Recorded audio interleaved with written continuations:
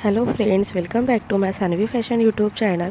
सध्या काही दिवसांमध्ये शिवजयंती येणार आहे आणि शिवजयंती, छत्रपती शिवाजी महाराजांची जयंती संपूर्ण महाराष्ट्रामध्ये आपण खूप उत्साहाने आणि आनंदाने साजरी करत असतो. सगळं वातावरण खूप आनंदीमय असतं. संपूर्ण महाराष्ट्राचा इतिहास, पराक्रम आणि स्वाभिमानाच्या अभिमानाने आपण हा दिवस साजरा करत असतो.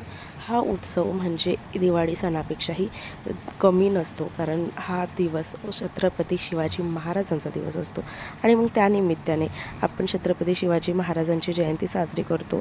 आणि त्याच निमित्ताने आपण छत्रपती शिवाजी महाराजांच्या उत्सवास जाण्यासाठी काही प्रकारच्या जर अशा ट्रेंडिंग साड्या आपण ट्राय केल्या तर खूप सुंदर लूक मिळेल. आणि म्हणूनच शिवजयंतीनिमित्त शिवजयंती उत्सव साजरा करण्यासाठी आपण स्पेशल असलेली शिवजयंती स्पेशल राजमाता पैठणी साडी नक्कीच ट्राय करायला पाहिजे. राजमाता पैठणी साडी सध्या मार्केटमध्ये खूप धुमाकूळ माजवत आहे. राजमाता पैठणी साडी ही ऑनलाईन देखील तुम्हाला शॉपिंग करायला मिळेल आणि प्रत्येक स्टोअरला अवेलेबल आहे. राजमाता पैठणी साडी ही खूप सुंदर आकर्षक आहे. तर राजमाता पैठणी साडी याचं लुक काय आहे, हे कसं दिसते आणि ही साडी कुठले रंग यामध्ये अवेलेबल आहे तेच या व्हिडिओमध्ये तुम्हाला दाखवणार आहे. त्याकरिता व्हिडिओ स्किप न करता शेवटपर्यंत पहा. आणि अजूनही माझ्या सानवी फॅशन यूट्यूब चॅनलला सबस्क्राईब केलेलं नाही आहे तर चॅनलला सबस्क्राईब करा आणि असेच ट्रेंडिंग फॅशने व्हिडिओ पाहण्यासाठी बेल आयकॉनलाही प्रेस करा. तर छत्रपती शिवाजी महाराजांच्या जन्मदिनानिमित्त छत्रपती शिवाजी महाराजांचा उत्सव आपण साजरा करत असतो. या उत्सवामध्ये तुम्ही राजमाता पैठणी साडी नक्कीच ट्राय करू शकता. आणि ज्यावेळेस उत्सव असतो त्यावेळेस आपण ही साडी वेअर करून जर त्या ठिकाणी केलो तर आपल्याला खूप छान असं लुक मिळेल, ट्रेंडिंग लुक मिळेल आणि आपल्याला एक वेगळं असा आभास देखील होईल. आणि म्हणून राजमाता पैठणी साडी ही दिसायला खूप सुंदर आहे. राजमाता पैठणी साडीमध्ये विविध असे 12 रंग अवेलेबल आहे, ज्यामध्ये लाल, हिरवा, निळा, मोरपंखी, पिवळा, हळदी कलर असे अनेकसे रंग यामध्ये अवेलेबल आहे. तुमच्या आवडीनुसार तुम्ही हा रंग घेऊ शकता. राजमाता पैठणी साडीचा पदर हा खूप सुबक आणि आकर्षित आहे.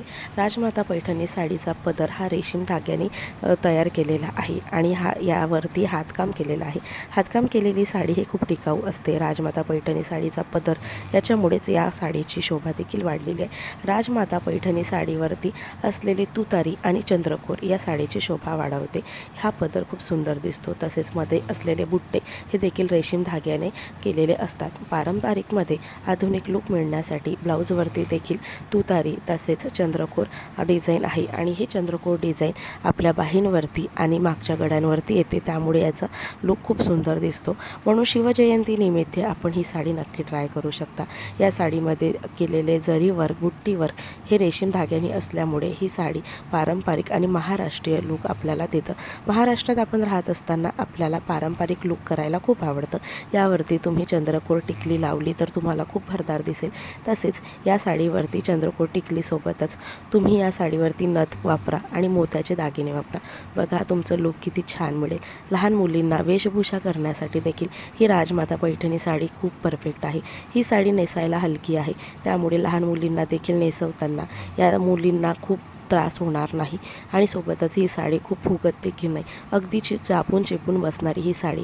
याचं फॅब्रिक हे सॉफ्ट असतं आणि हे सॅटिन सिल्क कॉटनमध्ये असल्यामुळे याचं पॅटर्न जे नेसायला आपल्याला हलकं राहतं. आपण ही साडी नेसली की नाही हे देखील आपल्याला कळत नाही, कारण ही साडीचं वजन खूप लाईट वेट असतं आणि याच्यामुळे अगदी खूप वेळपर्यंत आपण हे वेअर करून लहान मुलींना देखील वेशभूषेसाठी आपण जर ही साडी वेअर करून दिली तर त्या देखील अगदी सहजतेने अगदी खूप वेळपर्यंत वेअर करून राहू शकतात.